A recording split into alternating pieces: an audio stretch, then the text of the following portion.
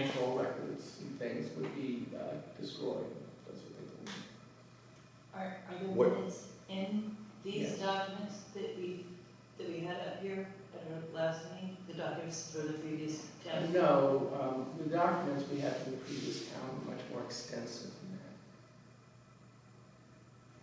Where are the documents that were stacked up here at the special meeting? They're in boxes in the town hall, So when is the archive folks coming to get it? Tuesday. Okay. They're coming to pick up all the old checks and the tax relief materials. And then in Amongst line, other things. other things other than the stuff that we voted on? Yes, Okay. Like what? all the records that were in possession of the town that belonged to previous towns. So at the dissolution of the previous towns, everything was, I understand, was supposed to be delivered to them, right? And it wasn't. Right. Do we know why? No, Do we know where it sat during those interims? no. Some at different place, some of it I know something about.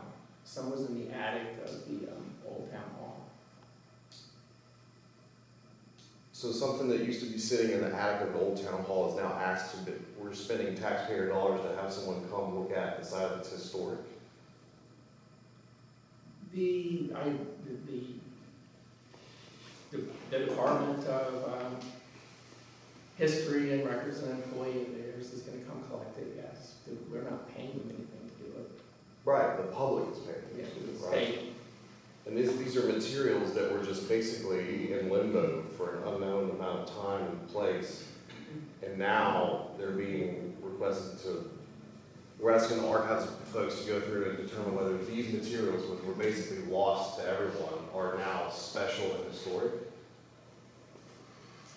I wouldn't say that that's the case. They're gonna take them and do what they think is appropriate with them.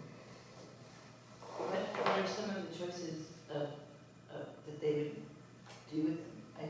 And I would think that they would have already had the minutes from the old town No, they didn't. previously. What did we do with our minutes from our town? We have all of our, Yeah. No, but I mean, do you send it periodically to any other government entity or, no, you just keep it yourself? That's the way it works. Okay. And, you know, so the state law on this matter suggests that yes, it should have been sent to them long ago, and it wasn't. And it not have been something I was aware that that was supposed to have been done. And when I asked them, you know, how they should be disposed of, they said, we'll come get them. And then they will take care of them as they think appropriate. And what I was told by the person in charge of municipal records is that they would apply the general schedule to those records. That's what they anticipated doing. So would we be violating state law if we did not have them take the records away? That's the advice I received. I think that's what was supposed to happen at the dissolution of the prior town. Okay. and they, It's- a lot of things went to Charleston County. They were set up as our receivership. Mm-hmm. And we have records from them just last summer. They're still filing records from previous towns that they're telling us to come get. Well, call that's the councilman, county councilman clearly set up for us, a call for that storage. So we're not keeping any copies of any of this previous town data, right? We're not keeping any of the check stuff or we're not keeping any copies. We're giving them all of the paperwork that we have regarding this last town that has nothing to do with us. It's actually three previous towns. Okay, well, forgive me, the three previous towns that has nothing to do with this current town to be assessed for historical value. Why do And they, it's, why do they need, or to be put wherever it needs to be put according to their decision? Why do they need the financial documents from like all these? Why would we? well, they would be, because they were public records of the previous town. And so they are the responsibility of not our responsibility, but theirs. So in any case, so there's a motion to strike those two items about public records of prior towns because those won't be in our possession, and so they're not relevant. And we'll only leave the part that relates to our records. I thought we had a record retention policy already. There's no, the current record retention policy is the general one provided from the director of the Department of Archives and History. And it does not include any maximum. So you can keep things as long as you want. But there are some minimums. You can't destroy, say, checks immediately. You have to keep them for 3 years. And then minutes you have to keep permanently. So there's different levels of, there's a whole schedule. In any case, what this would do is create a, would add that we would destroy banking and other financial records and include personal and financial information as soon as the schedule would allow.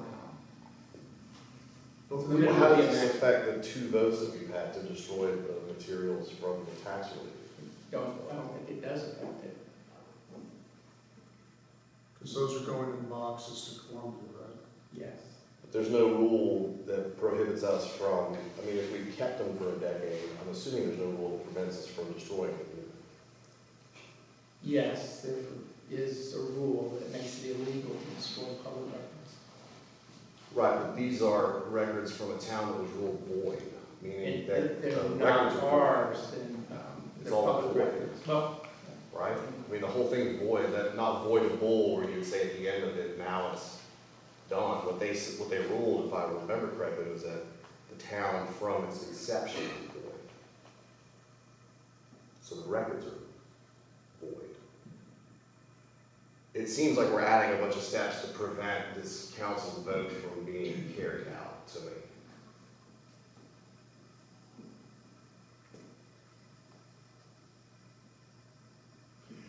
I guess what I don't understand, all right, there's 2 things. I think that it does, boxing them up and sending them to Columbia, good, they're gone, all right?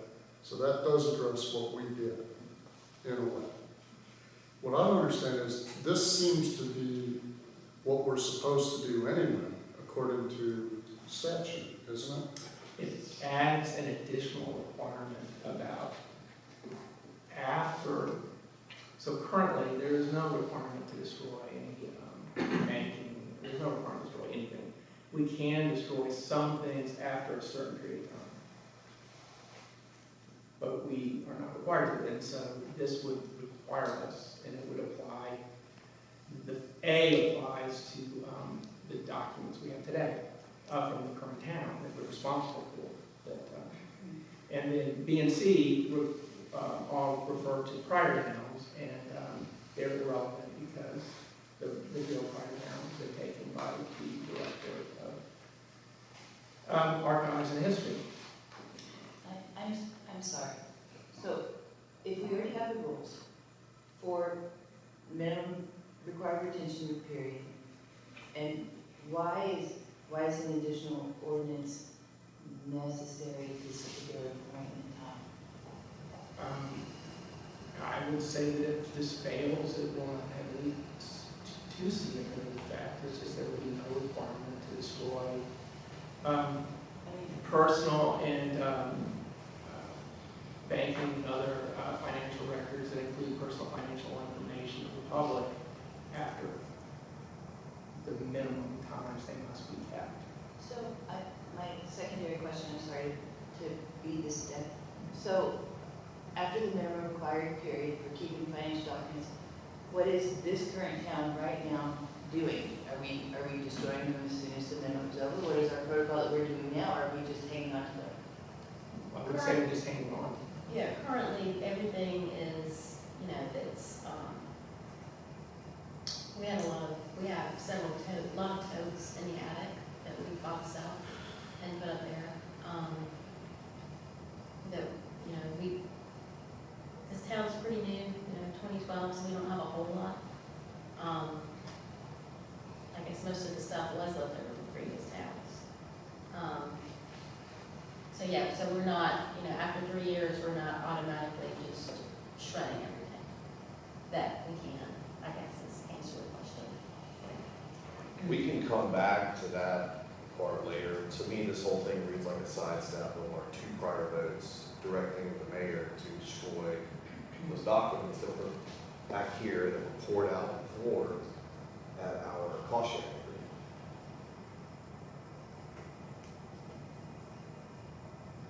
So I'm not in favor of this at this time. So We can any certainly further come up with discussion? a potential policy that fits. But calling the archives folks and all of this kind of sidestepping is just adding a lot of unnecessary time, effort, and steps to something that's already been determined, twice determined. And I think if we don't hold, you know, if this council's vote is worthless, then why are we all here? Why are these people here? Why are we gathered? If the vote doesn't count. All right, so where we are is there's been a motion and a second to delete B and C. And so we'll bring that to a vote. All in favor of deleting B and C, please say aye. Aye. Opposed? Hey, Nay. So is there any further discussion of the ordinance? I think we should vote this down. Any other? I don't know why we would vote for it. It just seems like good behavior to do what you should do and destroy the information per the statutes that already exist. Any other discussion? Could we have someone from the municipal association explain this to us? I'm very confused. I mean, So or somebody with the role for the archives. I think that would be more than at this time. So I guess you can do to defer. Could you, I would like to make a motion just to refer this until we get further information. Is there a second? Hearing none, so that fails. Anyway, hearing no further discussion, all in favor say aye. All opposed? No. No? So that fails. Okay, next we go to ordinance 2021-05. This is an ordinance amending kind of John Rule regarding the agendas. Is there a motion to approve? So moved. Is there a second? Second consideration. Okay, if there's no objection, I would like to vote for this in sections. So there are 3 basic sections. One changes the deadline for the agenda to Monday preceding the meeting. That's B. The next changes the deadline for turning in items on the agenda to Friday, the week preceding the meeting. And then the third part is actually, A, B, C, and D, which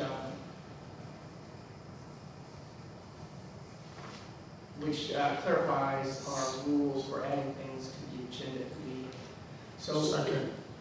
is there any objection to considering these in parts? Hearing none, we'll go ahead and do that. And so the first part would be changing the deadline for sending out the agenda to Monday preceding the meeting rather than Friday. I would like to make an amendment to this. Okay. Mainly because I feel like waiting until Monday does not give the public ample time to look at it. So I would like to say, in that sentence, go ahead and keep it Friday, all right? And also maybe even make it explicit to where the sentence would read, shall be distributed to the council and made available to the public no later than Friday preceding the meeting. So you would add, you want to add as an amendment the language after to the council and provided the public And made available to the public. and made available to the And public. that could be through the electronic means that we already do that. Francis, you It could be taped to the door of town Yes, hall. okay, we got City we got does that it. language. So anyway, so is there a second to that amendment? Okay, any, so we're discussing it. You want to continue? No, that's all. Any further discussion? So this amendment is saying that all the agenda and informational material will be distributed to council on Friday, not Monday. Right.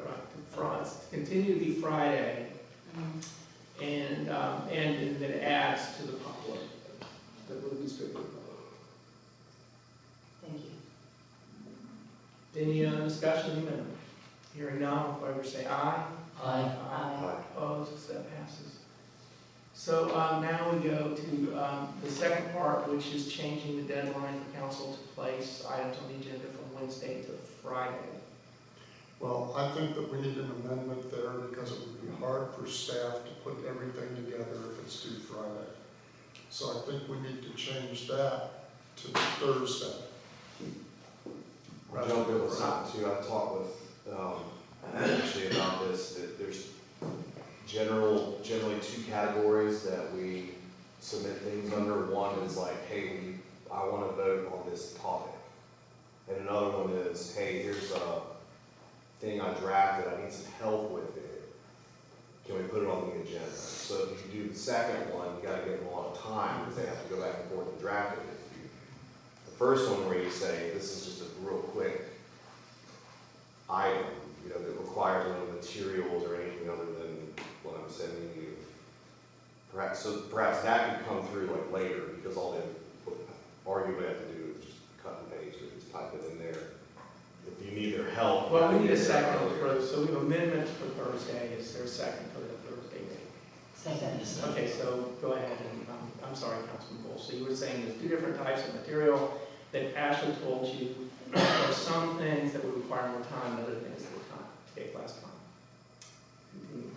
So I would advocate for kind of a tiered approach to that. If it's just an issue or a topic that requires no help from staff other than placing it on the agenda, we could do it later, do it closer to the deadline. If you need help drafting an ordinance or a resolution or what have you, then you need to get it to them sooner so that you can have time to work on it. So in fact, so I believe that having the agenda has to go out Friday, and the council members can put things at the exact same time it has to be out, is, you know, it doesn't make sense. And so I think the Thursday deadline fixes it. Also, that there's just not a requirement that when, you know, if a councilman puts something in by a deadline and it requires a bunch of help from staff to put something together for them, that just doesn't count. The deadline is for putting everything in that you need. And if you want to get staff help to prepare an amendment or, you know, or to anything, you know, to prepare a report, you know, that needs to come in, you know, that the deadline to put things on the agenda is not a deadline to get a report or help or anything. That all has to come up before. Correct. So could you just say, could we amend to say completed item to be presented on the agenda? Well, Is it necessary? That's what it is. So I think the Thursday, in my opinion, I think the Thursday just handles it, solves the problem. I think a day is reasonable.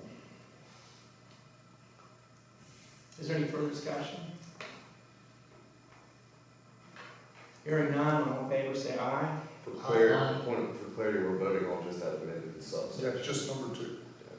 Aye. And,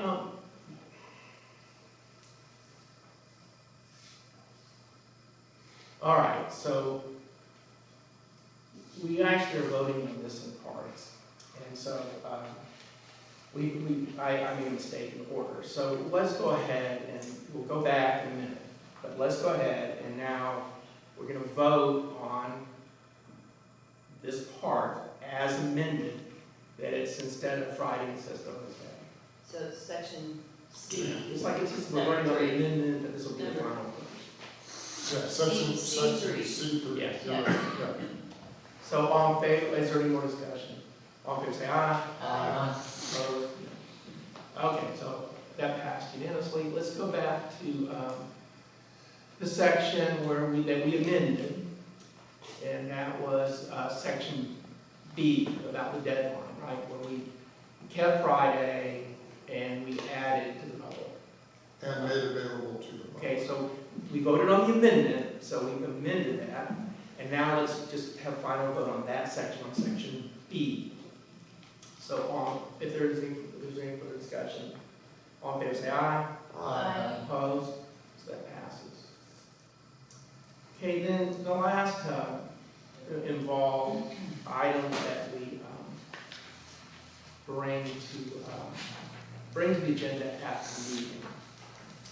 And after the last meeting, after reviewing the state statute about what is required and looking at our ordinance, it was not obvious that we need to have an express motion that emergency items are, that the council finds that there's an emergency or exigent circumstance, so that should be an express motion. And so this will make that plain in our ordinance as it is in state statute. And then also in state statute, there is a provision that if we put on the agenda item where we take a vote, but not a final vote, we're going to have to vote on it again. So we take a vote. Put that on the agenda requires 2/3 vote. Now, the item A for discussion only is not supposed to. This is not really discussed in the statute at all. That just is in our ordinance. So, is any discussion of this section? A through D, Yeah. we'll make a motion. Well, I have a question about D. Because D seems to require you have to have a 2/3 vote to amend the agenda, and then further a 2/3 vote to pass whatever you're voting on, if it's something that's going to be acted on Yes. without further vote. I think as it is right now, it's 2/3 vote to amend the agenda, majority to pass. I don't think it's clear in the statute or is not for an ordinance. This seems to raise the bar from a majority to pass the item to a 2/3 vote to pass the item, which I'm not in favor of. So I would make a motion that we amend to eliminate paragraph I-D.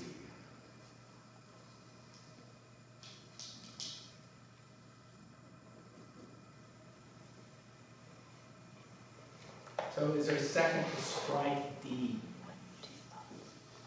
Second.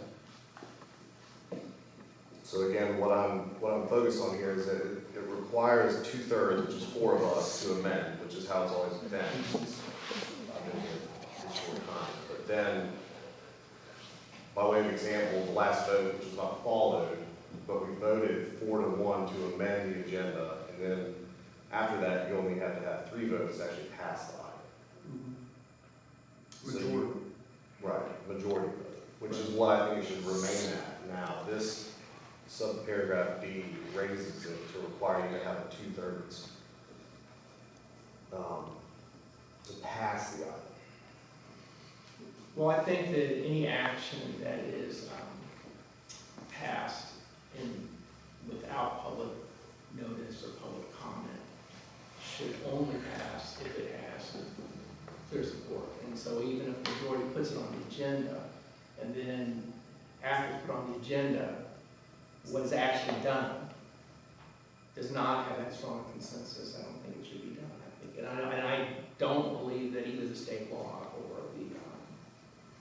or our ordinances are plainly said that it only takes a majority after it's put on the agenda. So this town has, until last meeting, we have never added an action item onto the agenda because it's an emergency, that has never happened before. And up until 3 years ago, it was, the dominant interpretation of court decisions was that it was always illegal to add things to the agenda after the meeting. And that our rules had no way to add anything to the agenda after the agenda was published on the Friday before the meeting. That's what it was. And so 3 years ago, when the statute was changed, the state statute was changed, that allowed, so the Supreme Court said that actually regular meetings didn't have to have agendas, and that all those court decisions were wrong. And then the South Carolina legislature passed a law that requires us to have agendas, and requires us to, it allows us to put things on the agenda of the meeting. But, you know, it has this emergency language and things like that, and so it's clear. But Subsection D seems to go beyond what the code section requires. I don't get to see this, but I think if you just strike it, then it's still unclear. If it's, the state law requires 2/3 vote, then that's still required, the state law. So the state law requires 2/3 vote to add an item to the agenda. Then after that, you look to the state law for how do you pass an item once it's on the agenda, which is majority. It's very clear. Okay. So anyway, so there's a motion and a second to strike D, any further discussion? Hearing none, all in favor say aye. Aye. Opposed? So I vote no. Okay, so now we're back to section A, B, and C. Yeah, any further discussion?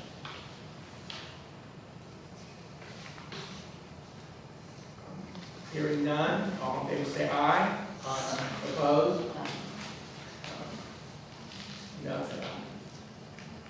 So that passes. All right, so we've got the first and second parts we passed with amendments. And the third part we passed with amendments, striking D. So,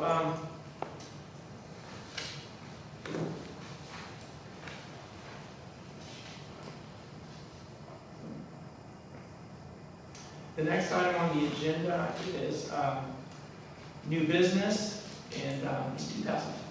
I remember that Dominion Tree Protection Agreement breach. So I would like to move that we go into executive session to get a report, legal advice on the situation with the Dominion's tree protection agreement breach. Is there a second? Second. Any discussion? Hearing none, all in favor say aye. Aye.